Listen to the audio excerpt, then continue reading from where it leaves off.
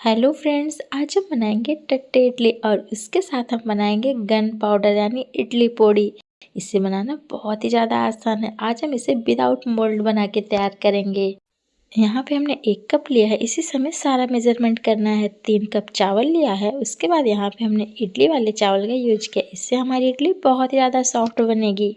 दूसरे बर्तन में यहाँ पे हमने 1 कप उड़द की दाल लिया और 1 स्पून यहाँ पे हमने मेथी के दाने लिए हैं। 3 कप चावल में 1 कप उड़द की दाल चाहिए। इस मेजरमेंट से बिल्कुल परफेक्ट इडली बन के तैयार हुई। यहाँ पे हमने 2 स्पून साबूदाना लिया है। हमने यहाँ पे छोटे वाले साबूदाने का यूज किया है।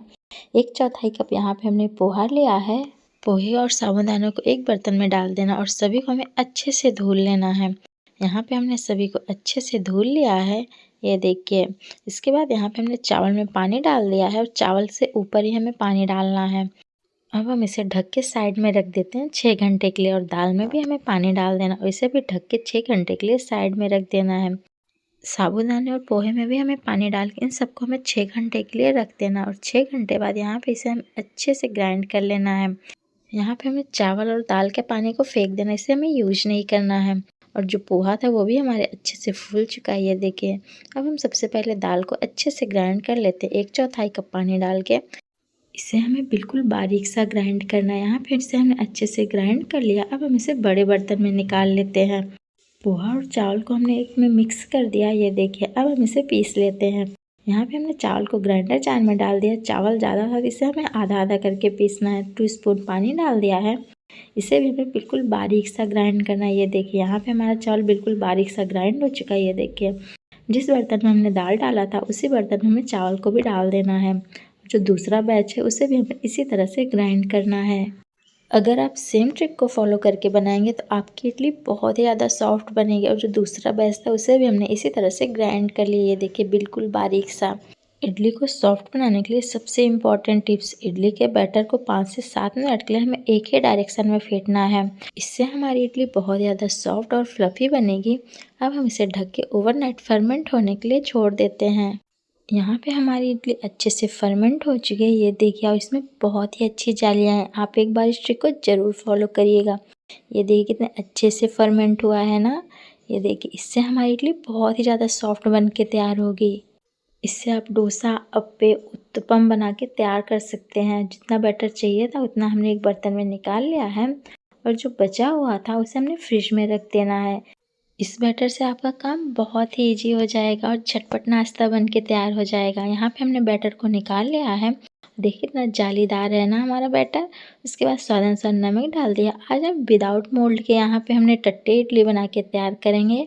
इसे हमने इडली मेकर में बनाना है। यहाँ पे हमने पानी डाल दिया और इडली मोल्ड को उल्टा करके रख दिया। अब हम इसे गर्म होने के लिए रख देते हैं। एक साथ यहाँ पे हमने 2 इडली बना के तैयार करेंगे। प्लेट में हमें ऑयल को अच्छे से ग्रीस कर देना। उसके बाद यहाँ पे हमने बनाना लीव्स लिया है, इसे अच्छे से लगा देना है। लगाने के बाद इसके ऊपर भी हमें ऑयल से ग्रीस कर देना है इसे अच्छे से। अगर आपके पास ये ना हो तो आप इसे स्किप भी कर सकते हैं। उसके बाद यहाँ पे हमने जो बैटर बना के रखा है तो उसे हमें प्लेट में डाल देना। और प्लेट में हमें ज़्यादा बैटर नहीं डालना है, क्योंकि जब हमारी इडली फूलेगी तो प्लेट से बाहर आ जाएगी।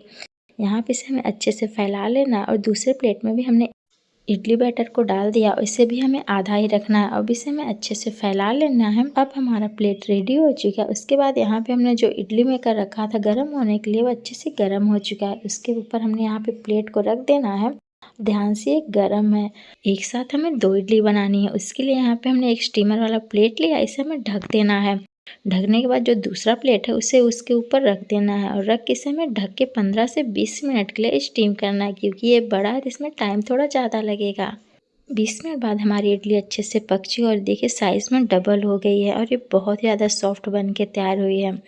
इसे हमें निकाल के ठंडा होने के लिए छोड़ देना। और जो दूसरी इडली थी, यहाँ पे जब इडली चिपके ना, तो यहाँ पे हमारी इडली रेडी हो चुकी है। ये देखिए इतनी परफेक्ट जालियाँ आई हैं ना। इसे हम ठंडा होने के लिए साइड में रख देते हैं। ठंडा होने के बाद ही इसे हमें डिमोल्ड करना और ये साइड खुद से छोड़ देता है, ये देखिए। ठंडा होने के बाद ये बहुत ही अच्छी तरीके से निकल जाए। देखिए कितनी परफेक्ट बन के तैयार हुई है ना। आप एक बार इस रेसिपी को ज़रूर से ट्राई करिएगा, आपको बहुत पसंद आएगी। यहाँ पे हमारी इडली निकल गई है, ये देखिए कितने ईजी तरीके से निकल रही है ना। इसे बनाना बहुत ही ज़्यादा आसान है और ये झटपट बन के तैयार हो जाती है और खाने में बहुत ही ज़्यादा टेस्टी लगती है। अब हम यहाँ पे हम इडली पोड़ी यानी गन पाउडर बनाते हैं। उसके लिए यहाँ पे हमने 6 स्पून उड़द की दाल लिया है, 3 स्पून चने की दाल लिया है। यहाँ पे इसे हमें धुलना नहीं है, इसलिए इसे हमें अच्छे से पोंछ लेना है। यहाँ पे इसे हमने अच्छे से पोंछ लिया है। उसके बाद इसे हमें पैन में डाल देना है। इसे डाल के हमें गोल्डन ब्राउन होने तक भूनना है और इसका आँच हमें धीमी ही रखना है। जब इसमें गोल्डन ब्राउन होना स्टार्ट हो जाए तो उसके बाद यहाँ पे हमने 3 स्पून मूँगफली लिया। इससे टेस्ट बहुत ही ज़्यादा अच्छा आता है। इसे चला देना है। चलाने के बाद यहाँ पे हमने 3 स्पून तिल लिया है वाइट वाला। इसे हमें चटकने तक पकाना है और गैस का फ्लेम हमें लो ही रखना है। जब हमारा तिल अच्छे से पक जाए उसके बाद हमें गैस को बंद कर देना है और इसे ठंडा होने के लिए प्लेट में निकाल लेना है। उसी पैन में यहाँ पे हमने 5-6 लहसुन की कलियाँ लिया है, करी पत्ते को अच्छे से धुल के लिया है। उसके बाद यहाँ पे हमने 4 कश्मीरी मिर्च लिया है, इससे कलर बहुत ही अच्छा आता है। 1 लाल मिर्च लिया है। अगर आपको तीखा और चाहिए तो आप मिर्च की क्वांटिटी बढ़ा सकते हैं। अब इसे हमें क्रंची होने तक भूनना है। यहाँ पे हमने इमली लिया, इससे टेस्ट बहुत ही ज़्यादा अच्छा था। एक बार आप ज़रूर ट्राई करिएगा। दाल जब ठंडी हो जाए इसे हमें ग्राइंडर जार में डाल देना है। लाल मिर्च डाल दिया, इमली डाल दिया। यहाँ पे हमने जो करी पत्ता और लहसुन को भुना था उसे भी डाल देना है। 1 स्पून हींग लिया है, स्वाद अनुसार नमक डाल देते हैं। अब हम इसे ग्राइंड कर लेते हैं।